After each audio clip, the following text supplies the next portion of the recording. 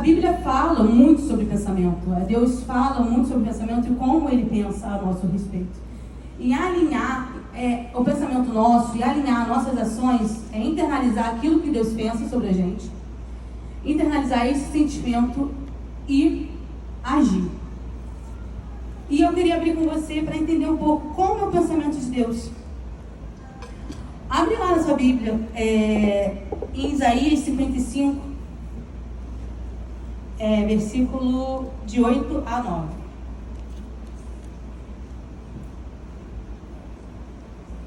Porque não tem como entender os pensamentos de Deus se a gente não sabe a palavra do Senhor, se a gente não se conecta com Ele. E a gente só vai poder alinhar o nosso pensamento entendendo como Deus pensa. Porque nós somos filhos e nós precisamos pensar como Deus pensa. Amém. Porque quando nós pensamos como Deus pensa, a gente vive aquilo que Ele planejou para nós. A prosperidade, a verdade, a libertação, a cura. Aquilo que Deus tem gerado no coração, os sonhos, os planos de Deus. Então vamos ler. Isaías 55, de 8 a 9. E aí Deus fala: porque os meus pensamentos não são os vossos pensamentos, nem os vossos caminhos, os meus caminhos, diz o Senhor. Porque assim como os céus são mais altos do que a terra, assim são os meus caminhos mais altos do que os vossos caminhos, e os meus pensamentos mais altos do que os vossos pensamentos. Você consegue entender o que está escrito aqui?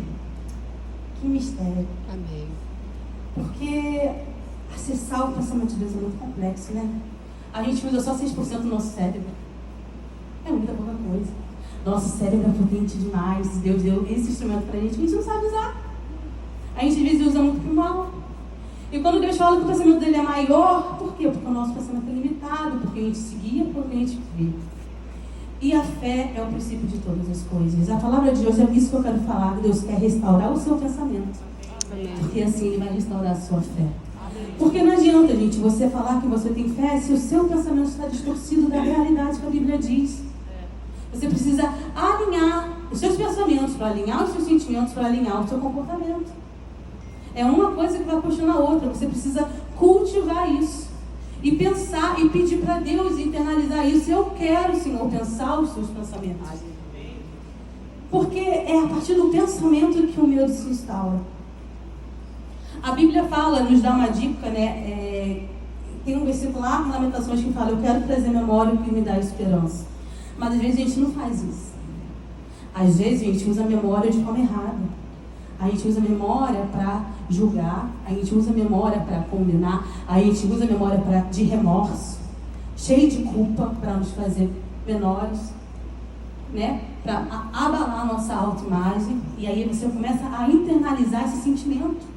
O seu pensamento vai sendo gerado e você vai fazer isso automático, você nem se percebe. E aí começa aquelas crenças em enraizar através da sua memória, porque você não deu um novo sentido, um novo significado. Você ainda está lá preso ao seu passado. Mas a Bíblia me fala que eu quero trazer memória que me dá esperança. Então, mas a memória... Não, porque aquilo aconteceu comigo, ó. Meu pai me batia, minha mãe não falava comigo, ó, meu relacionamento antigo era um lixo, e aí a pessoa me tratava mal e... Tá, mas usa aquilo que te dá esperança. Você conseguiu sair. Você conseguiu gerar algo novo. Você conseguiu ir para além daquilo. Começa a gerar esperança na sua mente. Amém. Porque quando a gente começa a usar a mente da forma errada, você começa a instaurar um medo. E aí que está o perigo. As pessoas têm usado o medo de forma errada. O medo é bom, tá? Sentir medo é bom. Medo é um sentimento instintivo. É algo que todo mundo tem medo. A gente lá nos primórdios do tempo, o ser humano, ele aprendeu a ter medo, porque o medo ele te sinaliza reagir, lutar ou fugir. Você vai lutar ou fugir. Então o medo, ele é um sentimento bom para te sinalizar alguma coisa. Só que o excesso desse medo, porque é cultivado no nosso pensamento, isso enfraquece a sua fé. Isso fragiliza o seu sentimento, que pesa no sentimento. E você precisa, para você gerar fé, você precisa estar alinhado com o pensamento de Deus, como eu falei aqui. E aí, esses medos vêm. E eu queria trazer aqui 6 medos principais que todo mundo passa. Por que eu quero falar isso, gente? Porque não tem como você identificar um medo, não tem como você combater algo se você não sabe o que é. Tipo, não tem como você entender os seus pensamentos, o que está acontecendo na sua mente, se você não consegue se perceber no dia a dia. Se você não consegue se silenciar por um momento e julgar esse pensamento. Será que isso é verdade ou será que isso é mentira? Será que esse pensamento é real? Porque lembra, o pensamento é acelerado. Você vai pensar um montão de coisa, mas você não pode se deixar levar pelo automático. Você precisa parar no momento presente e se conscientizar se é verdadeiro esse pensamento. E aí existem 6 medos principais, eu vou correr aqui para não se estender, que minam o seu pensamento e que vão minar a sua fé. E são medos automáticos que a gente tem e que a gente precisa lutar todo dia, porque se a gente não lutar todo dia, nós vamos minar a nossa fé. E alguns medos aqui são crenças, ideias muito enraizadas na gente que a gente precisa lutar todo dia. Mas a Bíblia nos garante libertação. Amém. E antes de falar desse medo, eu queria que você abrisse lá em Filipenses 4:8. Filipenses 4, versículo 4 ao 8.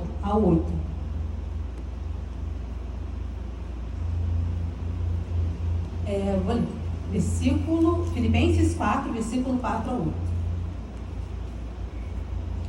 Regozijai-vos sempre no Senhor. Outra vez digo, regozijai-vos, alegrai-vos. É um sentimento. Amém. Seja a vossa equidade notória a todos os homens. Perto está o Senhor. Não estejais inquietos por coisa alguma. Isso é difícil. Isso é difícil, gente. Vai falar que é fácil, ó. Não estejais inquietos por coisa alguma. Antes, as vossas petições sejam em tudo conhecidas diante de Deus, pela oração e súplicas, com ações de graça, com gratidão. Olha o segredo para combater o pensamento ansioso. Gratidão. E a paz de Deus, que excede todo entendimento. Gente, isso aqui é uma revelação gigantesca. O que eu estou falando aqui, as pessoas não vão entender lá fora. Porque isso aqui é outro nível de pensamento. Se aproximar de pensar como Deus é outro nível. Tá? É fora da razão. Porque é pela fé. É pela fé, não é pelos olhos ver. É pelo que a gente sente. Alinhando nosso sentimento, nosso pensamento com o pensamento de Deus, com o sentimento de Deus. E a paz de Deus, que excede todo entendimento, guardará os vossos corações e os vossos sentimentos em Cristo Jesus. E quando ele fala vossos corações, é a mente, e vossos sentimentos é as nossas emoções. Quanto mais, irmãos, tudo que é. Gente, olha esse ouro que a Bíblia dá pra gente, que está aqui, ó. Como cultivar um pensamento alinhado a Deus e sair do medo. Quanto mais, irmãos, tudo que é verdadeiro, tudo que é honesto, tudo que é justo, tudo que é puro, tudo que é amável, tudo que é de boa fama, e se há alguma virtude, se há algo de bom, se há algum louvor, nisso pensar. E aí, como que está o seu pensamento? E vamos falar do medo, porque a hora é corrida, não quero me estender muito.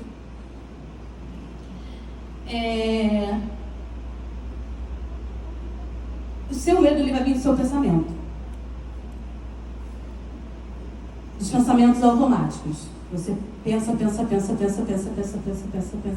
Tipo, você vai fazer uma apresentação. Estou aqui fazendo uma apresentação, aí você começa a ficar, caramba, como vai ser?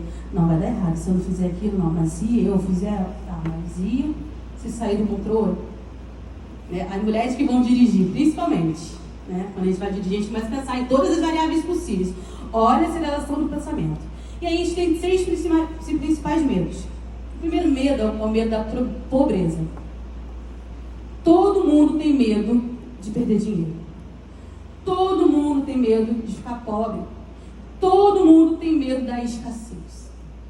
Mesmo sabendo, lá em Mateus Deus fala que Ele provê. Que é Ele que dá. Que se Ele cuida dos passarinhos, né? Não é assim que diz lá a Bíblia? Ele cuida da gente. O medo da pobreza, ele mina o nosso sentimento, ele mina a nossa fé. E é algo tão enraizado na gente que a gente tem que lutar contra isso todo dia. A gente todo dia precisa direcionar o nosso pensamento para a abundância. Porque Deus é abundância, o mundo é abundância. E quando eu estou falando de abundância, eu não estou falando de dinheiro, porque dinheiro é apenas um canal usado por Deus para nos abençoar. A abundância, olha ao seu redor, olha essa natureza. Quanto da terra ainda não foi explorada, quanto do universo ainda não foi explorado. Foi descoberto agora um mini planeta aí que bilhões de riquezas. O mundo é abundante e a gente limita a Deus pelo que a gente pode ver. Mesmo a Bíblia falando que existe abundância, que é Deus que faz, que é Deus que cria, que é Deus que dá. O segundo medo, e aí, ó, eu estou falando aqui dos medos, vai identificando isso em você. Porque eu quero que você saia aqui aprendendo e colocando isso em prática e começando a se perceber para mudar. Sabe como você muda? A palavra de Deus. É a palavra de Deus que nos dá respaldo, porque é essa crença, né, essa verdade, é essa ideia principal que a gente precisa internalizar. Então, como você combate esse medo da pobreza? Palavra. Com a Bíblia. Aleluia. E vai internalizando essa ideia, vai internalizando esse sentimento. E isso vai se espelhar nas suas ações, porque é automático. O segundo medo que todo mundo tem é o da velhice. Todo mundo tem medo de envelhecer. Todo mundo. Quando as pessoas começam a envelhecer, começa a dar aquele pânico. Nossa, eu vou ficar incapaz. Nossa, eu não vou conseguir fazer as coisas. Eu vou me aposentar. O que eu vou fazer? Eu vou ficar inútil. Vou ficar sem utilidade. Ninguém vai querer estar perto de mim. Eu vou ficar um velho chato. Não é verdade? Quem já pensou isso? Todo mundo passa. Pode falar. Quanto mais velho a gente vai ficando, a gente vai tendo uma visão retrospectiva da nossa vida e vai vendo o que a gente fez, o que a gente não fez. Vai se arrependendo, vai ficando feliz das escolhas. E aí dá um perigo, porque se você ficar muito no passado, muito no remorso, a depressão é você olhar muito para o passado, né? E você fica preso no passado e não consegue ver o presente, que é o presente de Deus, que é realmente um presente de Deus. Amém. E aí você fica preso ao passado. Você fica com esse medo de envelhecer, esse medo, porque você não sabe o dia da manhã.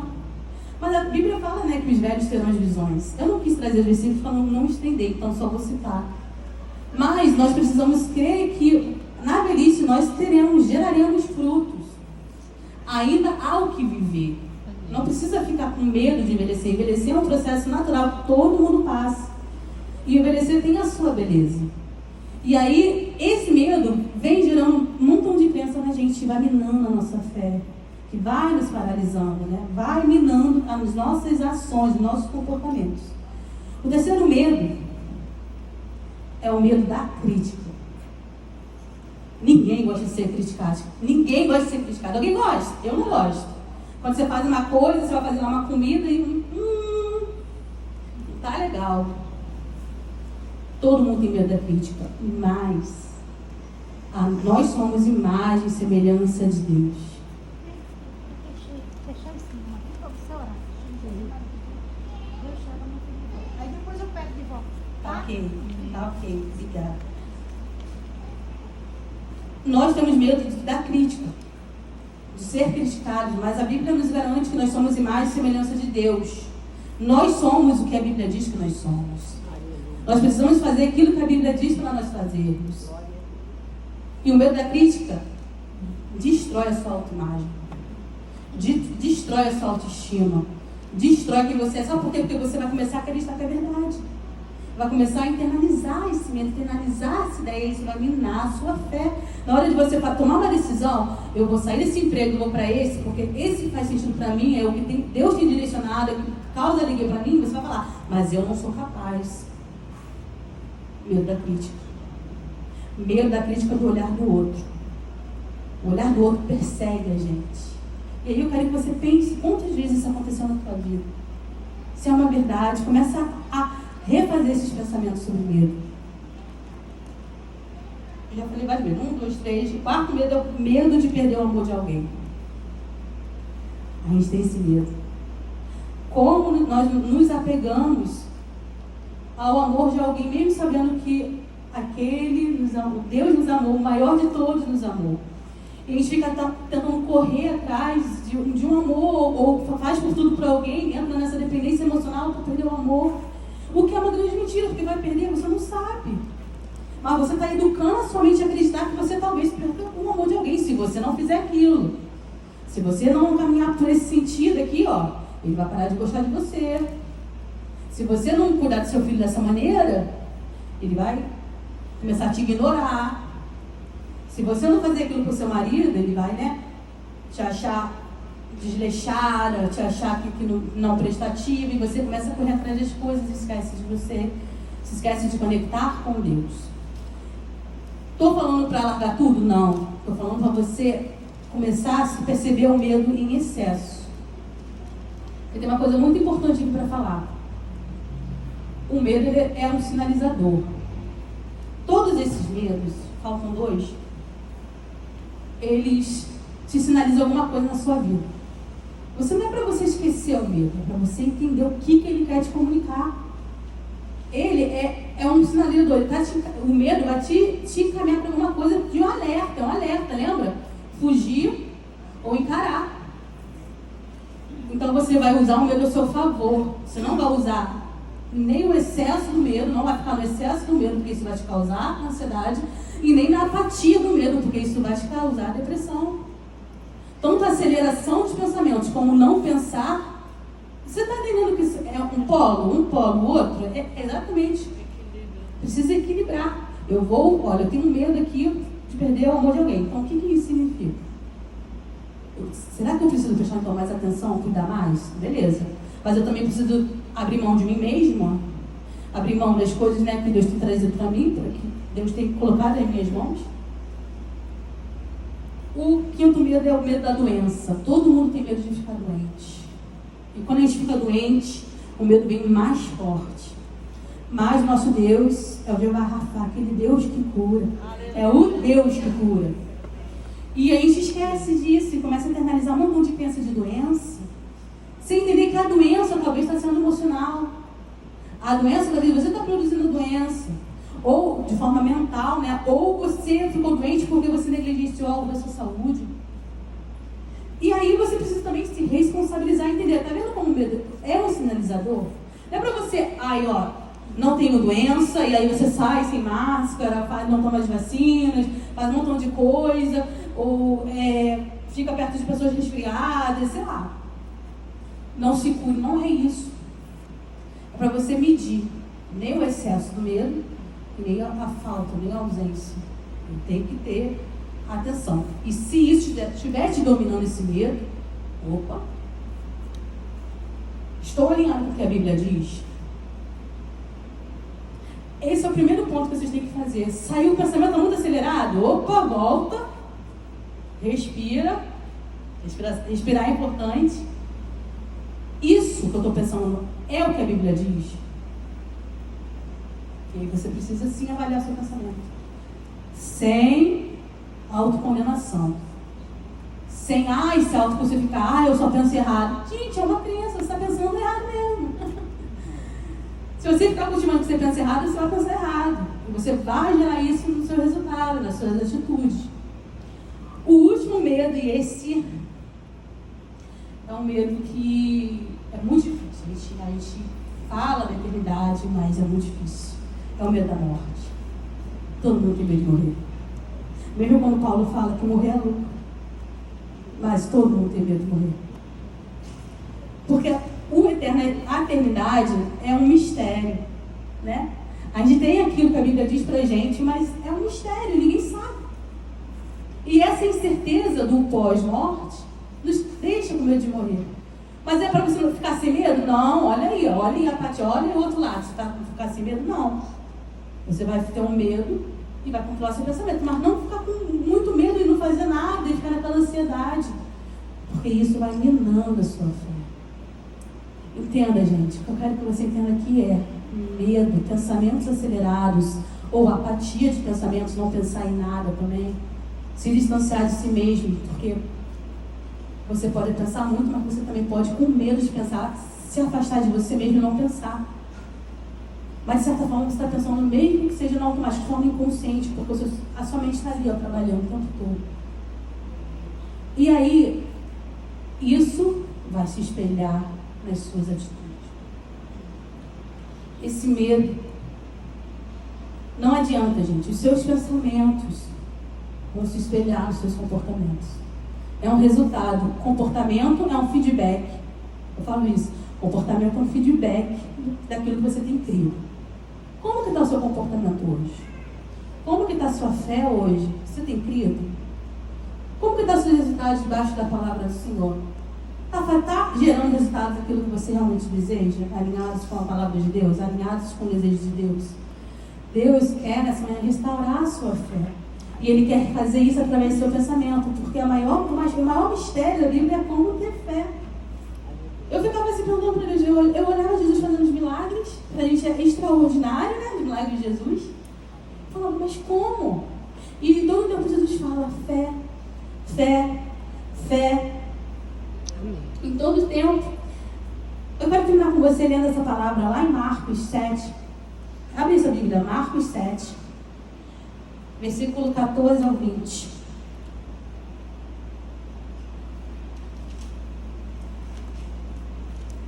Vamos alinhar nossos pensamentos com Deus nessa manhã. Você não precisa procurar em nenhum outro lugar, está tudo na Bíblia. A Bíblia é a nossa segurança, a segurança dos nossos pensamentos.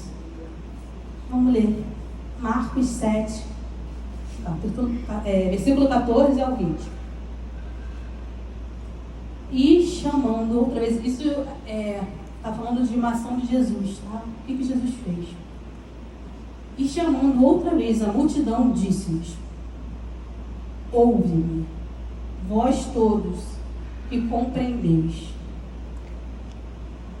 Nada há fora do homem que entrando nele o possa contaminar. Mas o que sai dele, isso é o que contamina o homem. Se alguém tem ouvidos para ouvir, que ouça. Isso é muito importante. A gente não ouve a palavra. A gente finge que a gente ouve. Porque nossas crenças, que a gente aprendeu a vida toda, está lá enraizado. Por isso que a gente precisa entrar em contato com a gente. Depois, quando deixou a multidão e entrou em casa, os seus discípulos veio até ele e interrogavam acerca desta parábola. E Jesus disse: assim também vós estáis sem entendimento? Não compreendeis que tudo que de fora entra no homem não pode contaminar? Porque não entra no seu coração, mas no ventre, né? A barriga é lançado fora, ficando puras todas as comidas. Jesus disse. E dizia: o que sai do homem, isso é que contamina o homem. E aí ele continua, até o 23. Porque o interior do coração dos homens saem os maus pensamentos. E aí, como eu falei, do pensamento vem o sentimento, que vem o comportamento. Saem os maus pensamentos, os adultérios, as prostituições, os homicídios, os furtos, a avareza, as maldades, o engano, a dissolução, a inveja, a blasfêmia, a soberba, a loucura. Todos estes males procedem de dentro e contaminam o homem.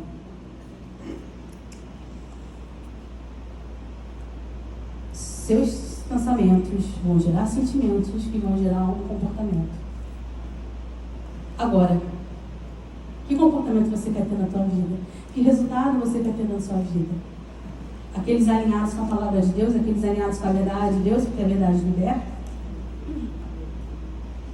Cuide daquilo que você tem pensado e combate pensamentos maus com a palavra de Deus, com a verdade que liberta. É assim, seus pensamentos serão acelerados? Serão. Às vezes talvez você não vai ter controle, tudo bem. Mas comece a se perceber mais, a respirar mais e a alinhar os seus pensamentos com o propósito de Deus. É fácil? Não. Se fosse fácil, todo mundo estaria fazendo isso. Todo mundo faz isso? Não. Mas é o que eu falei aqui, nosso entendimento é para além daquilo que os homens entendem. Então vamos alinhar os nossos pensamentos, vamos pedir para Deus pensamentos de paz e não de maus. Amém. Para que a gente viva aquilo que Deus tem para a gente, de verdade. De verdade. e olhe os seus resultados. Está uma coisa fora do lugar? Comece aqui, ó. Vai gerar um sentimento que vai gerar um comportamento. É sobre isso que eu queria falar. Amém.